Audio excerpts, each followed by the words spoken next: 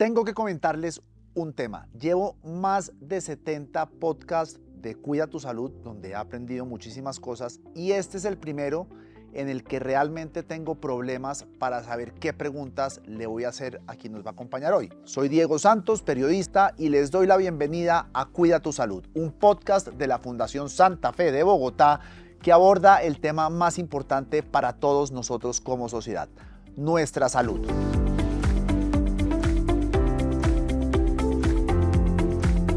Y hablando de etapas deportivas en el ciclo vital de la salud, tuve que consultar con muchas personas para que me ayudaran a elaborar las preguntas y nunca le di al tema. Pero para hablar de esto está con nosotros la doctora Ana María Cardona. Doctora Cardona, bienvenida a Cuida tu Salud. Diego, buenas tardes, ¿cómo estás? Especialista, bueno, bien, gracias. ¿Especialista o especializada?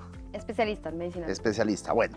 Hoy vamos a hablar de un tema que se me dificultó muchísimo saber qué iba a preguntar aquí. Y me regañaron porque solo enfoqué las preguntas a menstruación y esto va mucho más allá de la menstruación. Entonces es etapas deportivas en el ciclo vital de la mujer, ¿correcto? Correcto. ¿Qué es eso?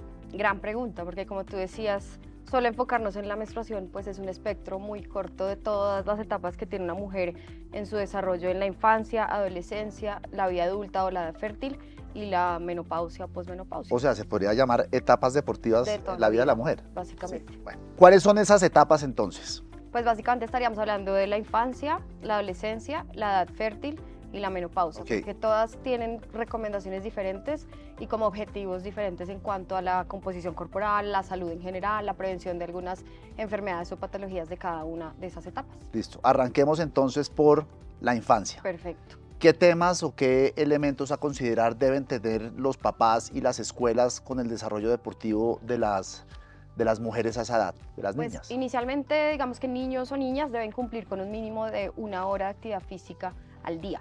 Y esa actividad física en los niños debe ser un poco más vigorosa, es como el juego, el trote, el correr, porque tiene unos beneficios súper importantes a nivel físico y a nivel mental de su desarrollo.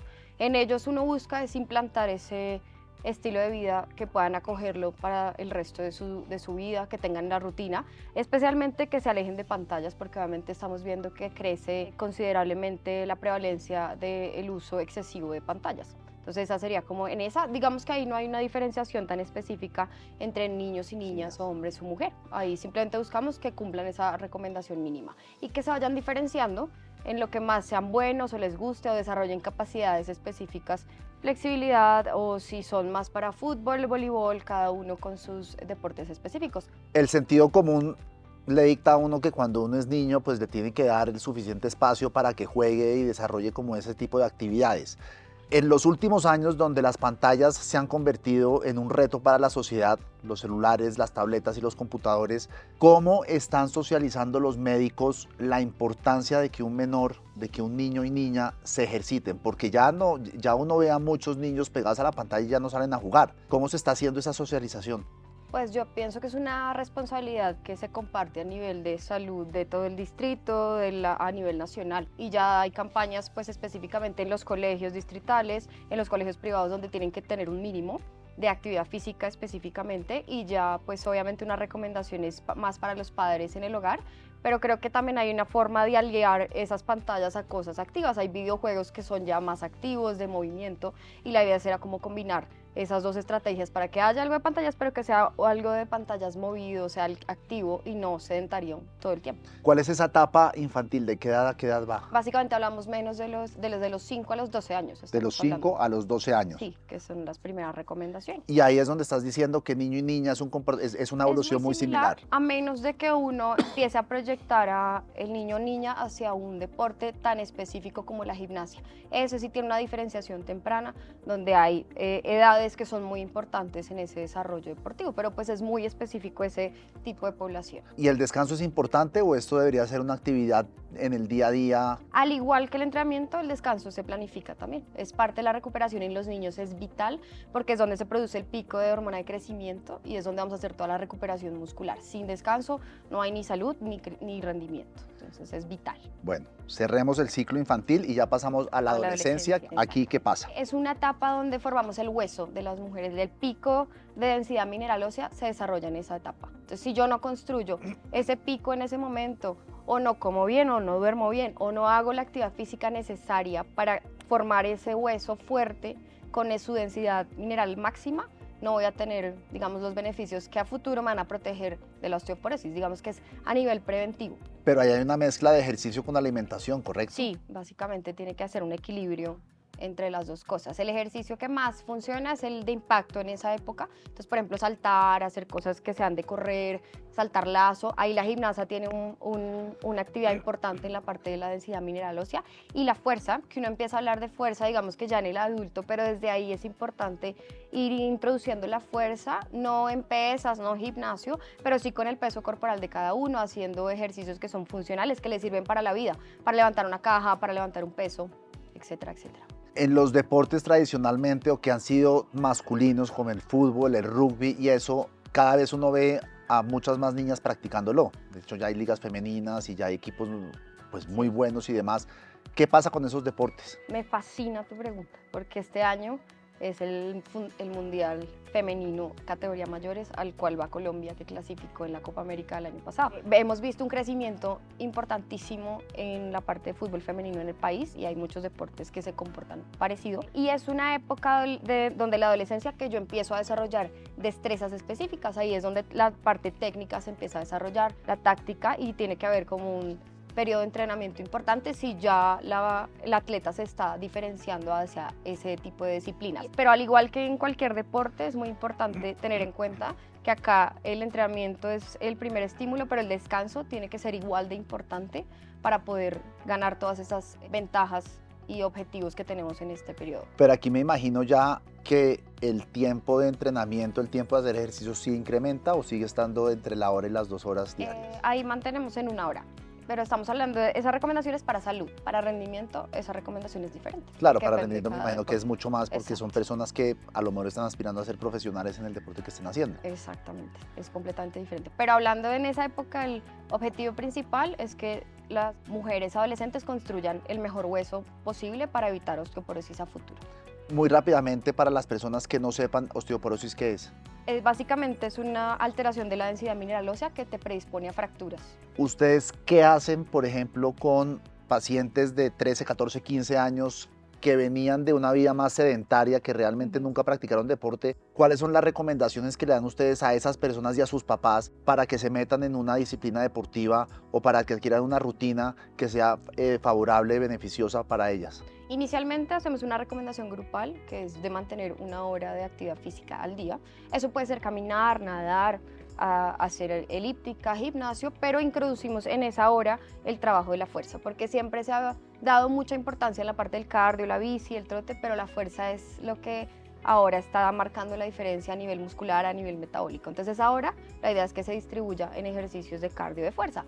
Buscamos ya más individual una actividad que la persona disfrute. Si es una mujer que le gusta bailar, pues perfecto que haga 1 hora de rumba y otros días lo enfoquemos en hacer un trabajo de fuerza específica.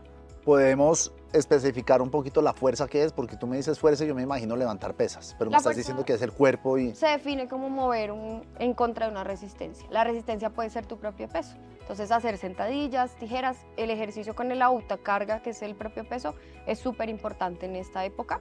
Y ahorita que hablamos de la parte del fútbol, las mujeres sí tienen un riesgo de lesión más alto en algunas cosas, como la ruptura del ligamento cruzado en la rodilla. ¿Hay algún otro riesgo o amenaza a la salud de la mujer por no practicar deporte en esa edad, entre los 12 y 18 años? Ahí empezamos y preocupantemente hay una tendencia más alta de sobrepeso y obesidad en esta categoría. En las últimas encuestas de salud, en la ENSIM del 2015, se ha visto un incremento en la prevalencia de sobrepeso y de obesidad. Entonces, está relacionado, no es la única causa, pueden haber factores hormonales, pero es uno de los factores más importantes que es modificable desde esta edad. Ser más activo te va a ayudar no solo para el peso, pero para mantener la salud en general. Nos vamos ya con Edad fértil, que es desde los 18 en adelante. En adelante. Hasta, Depende, pero más bueno, o menos 45, 50. ok, Exacto, estamos hablando de 45, 50. mujeres fértiles. Sí. ¿Aquí qué pasa? Ahí abarcamos, digamos que 2 universos. Uno que sí está enfocado a si la mujer, la familia desea tener hijos eventualmente, o si no, mantenimiento de la salud y prevención de la enfermedad, en este caso. En caso de que el objetivo sea la fertilidad, Es muy importante hacer un control de toda la parte hormonal, del peso, porque si la categoría de peso de la mujer antes del embarazo está dentro de lo normal, hay menos riesgo de preeclampsia, de alteraciones de la tensión arterial, de diabetes del embarazo. Entonces es súper importante que ese factor del peso pre-embarazo sea uno de los que esté controlado. Y una de las maneras de controlarlo es a través del ejercicio. De acuerdo. ¿Hay algunos ejercicios que uno diga, estos son los que tienen que hacer? Porque el deporte es una cosa chévere. Sí. Pero Bueno, a lo mejor jugando squash uno dice, sí, el A squash mí me es... gustaría hacer una diferenciación. Nosotros hablamos de actividad física, todo lo que sea movimiento. Subir las escaleras Caminar. es actividad física. Ir a la ciclovía es actividad física. Si ya tienes como un objetivo, yo quiero caminar 30 minutos porque quiero mejorar mi resistencia aeróbica, eso ya se llama ejercicio. Y si yo quiero trotar porque voy a correr la media maratón, eso ya se llama deporte. Entonces digamos que ahí tenemos una diferenciación. Nosotros queremos, o el objetivo a nivel mundial es que las personas sean físicamente activas. Si ya hay un objetivo más de alguna capacidad, por ejemplo en las mujeres, mejorar la composición corporal. Ahí estamos hablando de ejercicio, 30 minutos, que ojalá la fuerza. Tú me dices, ¿qué ejercicio? La fuerza. El músculo es el órgano que evidentemente va a hacer una diferencia en toda la parte hormonal, metabólica y de composición ¿Y por qué corporal. hormonal? Porque él es el que se encarga de utilizar, por ejemplo, el azúcar que está en la sangre. Él la coge y la utiliza a nivel metabólico de su energía. Además, cuando yo hago fuerza, igual le estoy haciendo un estímulo cardiovascular. Entonces estoy haciendo un ejercicio que es mixto en ese caso, que mejora las pulsaciones, mejora tu resistencia, pero además te ganas fuerza, masa muscular, vas a gastar más calorías solo por estar sentado. Entonces definitivamente la fuerza tiene que formar parte de ese objetivo. Y ahí es importante nombrar los dos extremos. Es igual de perjudicial que las personas no se muevan a que también hagan en exceso y no se recuperen bien, que estamos viendo una fuerte cantidad de mujeres que entrenan muy duro y no comen bien, y obviamente el hueso ahí empieza a ser el que sufre, porque si yo me quedo sin el periodo, hormonalmente no será lo más sano, pero como que puedo sacrificar el periodo, pero el hueso empieza a perder desde ahí una densidad mineral que es primordial para evitar las lesiones a futuro. Y no se recupera. No se recupera. Así uno tome los medicamentos, haga lo que haga, es muy difícil. ¿Tiene que haber un nivel mínimo de intensidad para que esto funcione? Porque uno muchas veces ve, pues a la mamá de uno, no voy a salir a caminar, y uno ve que camina y uno dice, pues mamá, eso no sirve para nada. Estoy partiendo de la ignorancia, porque yo sí tengo como la actividad física con un mínimo de esfuerzo. Quería preguntarte... Es moderado, es decir, que tú sudes, eso se puede calcular para cada persona según las pulsaciones, qué tan intenso es. Tienes que sudar, tienes que respirar más rápido de lo normal, sentirte más agitado de lo normal, pero que no sea un exceso de intensidad, algo excesivo, algo que sientas que no puedes mantener por mucho tiempo.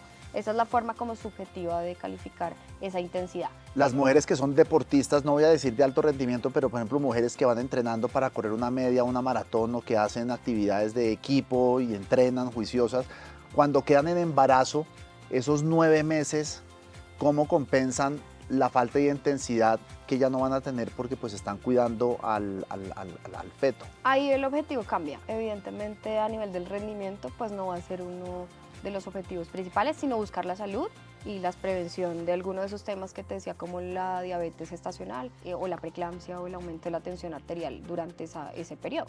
Pero si yo mantengo un peso que esté dentro de mi recomendación, que lo logramos entre la parte nutricional y la parte de la actividad física, voy a evitar cualquiera de esos desenlaces patológicos. ¿Cuándo se le recomienda a una mujer retomar sus actividades físicas después del embarazo? De hecho, ella tiene que ser activa y, o sea, es una de las recomendaciones que tiene que estar.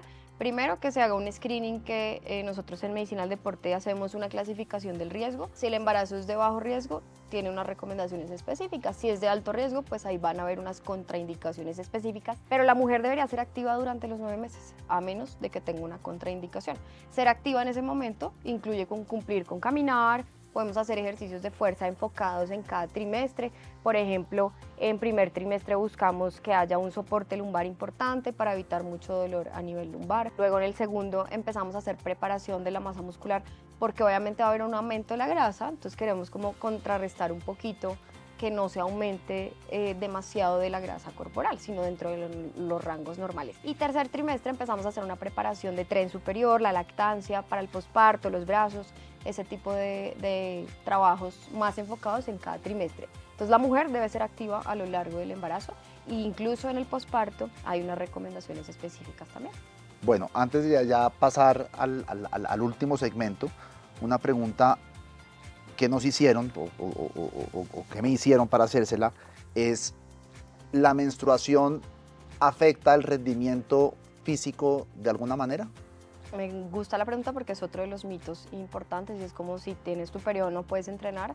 Para nada, lo importante es buscar, porque en cada mujer el periodo se comporta diferente. Hay unas que tienen mucho dolor durante los primeros días, hay unas que al contrario no sienten nada y lo que puede haber es de pronto una sensación de fatiga mayor durante los esfuerzos, específicamente de esa fase del periodo que sería la menstruación. Pero si uno controla esos síntomas, a nivel de rendimiento no hay ninguna disminución.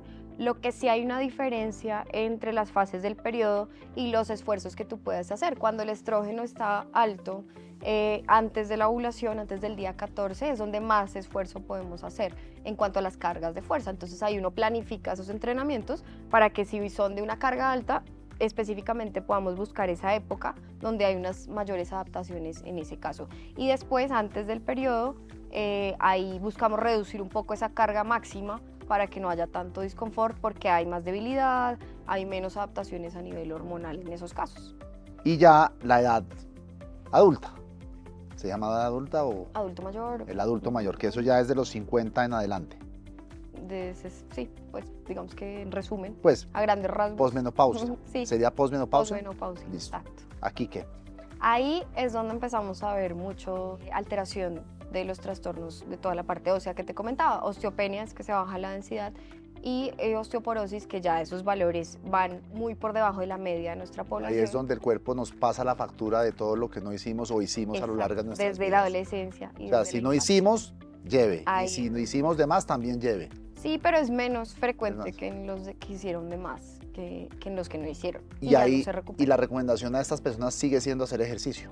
Definitivamente, es una de las cosas donde más vemos, por ejemplo, el trabajo del equilibrio cobra una importancia clave en este momento porque nos previene caídas. Al prevenir caídas, pues tengo menos riesgo de fractura. Y si hago un ejercicio de fuerza que nuevamente empieza a jalar esas inserciones óseas y a estimular el hueso a que tenga una mejor densidad mineral ósea, pues voy con ese objetivo de prevenir fracturas muy importantes, porque tú ves muchos cuentos de la mujer de 60 años que se cayó y se fracturó la muñeca. No es tan raro, es muy frecuente y va a depender específicamente de lo que estamos hablando, del riesgo de osteopenia, osteoporosis, una deficiencia de vitamina D que estamos viendo súper importante en esa población desde la vida adulta y los adultos mayores. En Bogotá casi el 80% de la población somos o insuficientes o deficientes en vitamina D. ¿Y eso por qué es? No vemos el sol suficiente los 15 minutos que Bueno, eso es un tema tener. importante. A uno le han hecho ya aquí terrorismo de que tomas sol, tienes cáncer de piel. Entonces uno ya no sabe qué hacer. No, pero 15 minutos con exponiendo caras y palmas de las manos y el dorso de las manos no debería por qué incrementar. O sea, no es suficiente cuando uno sale a caminar por la calle, uno tiene que hacer así y quedarse así. Pues exponer las palmas y la cara, porque a veces uno sale solo Sí. con los ojos y en ese caso no sería suficiente, pero uno necesita la exposición al sol 15 minutos al día. Por ejemplo, a las mujeres que están desarrollando osteoporosis, artrosis o debilidades musculares, ¿qué se les recomienda? Porque hacer ejercicio les debe doler. Sí, ahí hay un gran desafío en cuanto a la prescripción, porque uno tiene que jugar con ese rango entre más me muevo, más me duele, pero si no me muevo es peor para toda la parte de las articulaciones. Nombraste la parte de la artrosis, que también es importante en esta población. Hay unas frecuentes de cadera y de rodilla, y definitivamente nuevamente el músculo es el que va a estabilizar la cadera, la rodilla, es el que va a asumir cargas cuando uno hace una fuerza inesperada, es el que te va a ayudar a prevenir desviaciones inesperadas, el que va a controlar el equilibrio, el riesgo que tú tengas una caída. Entonces es primordial el trabajo de fuerza. O sea, yo lo metería en todos los momentos, estas etapas del ciclo vital de la mujer, pero aquí es donde tiene un impacto súper importante. Además, en la población que actualmente está en esa categoría, nunca le enseñaron cómo hacer fuerza. No tienen ni idea qué es hacer fuerza. Y hay cosas súper sencillas que pueden hacer en la casa, desde pilates con un balón, un mat, un trabajo con resistencia de banditas de colores, que es lo que nosotros le mandamos a nuestros pacientes para que sea en la casa. Clases grupales creo que es una buena opción porque es una población que además busca esos beneficios sociales en las actividades deportivas. Entonces esa puede ser una muy buena opción ahí, pero definitivamente con ejercicios de fuerza, mínimo 2 veces a la semana, ojalá más. ¿Los anticonceptivos, pastillas o demás pueden afectar el rendimiento deportivo de una mujer? Pues sí hay un factor hormonal que definitivamente es el que evita la ovulación, que es lo que se busca con los anticonceptivos, pero a nivel de rendimiento no se ha visto una diferencia importante entre las mujeres que toman anticonceptivos y las que no. ¿Hay alguna recomendación específica para el tema del posparto en actividad física? Sí, definitivamente pues es un periodo que depende también si el parto fue natural o cesárea, puede tener como unas recomendaciones diferentes, pero el primer objetivo en este caso sería la deambulación, que la mujer camine, que pueda establecer esas rutinas del sueño que son tan importantes y luego de eso que empiece a hacer sus caminatas por el primer mes, especialmente si fue cesárea, a través de cesárea el parto, y de nuevamente retomar sus niveles de actividad física desde las primeras 2 semanas con algunos ejercicios de caminata y de fuerza con unas cargas muy bajitas. Muchas gracias, doctora Cardona. A ustedes la recomendación es hagan ejercicio. Cuando son jóvenes, muy jóvenes, 1 hora al día. Después, conforme van creciendo, a partir de los 30, 40, hagan 30 minutos al día para un mínimo de 150 minutos y ya lo mantienen hasta donde más puedan. Y consuman vitamina D, es decir, tomen el sol al menos 15 minutos al día y volvemos y repetimos, el ejercicio es fundamental para la calidad de vida de ustedes como mujeres, hombres y demás. ¿Algo para agregar? No, muchas gracias por ese resumen. La invitación es a que todos consulten y podamos tener una asesoría personalizada en cuanto a sus recomendaciones, los objetivos, y en el Centro Osteomuscular acá en la Santa Fe estamos a su disposición. Y pues bueno, nos vemos la próxima semana en otro capítulo de Cuida tu Salud. Recuerden seguirnos en nuestras redes sociales de la Fundación Santa Fe de Bogotá y suscríbanse al podcast en los canales de podcast como Spotify, Deezer y demás. Que tengan un feliz resto de semana. Hasta el próximo miércoles. Muchas gracias.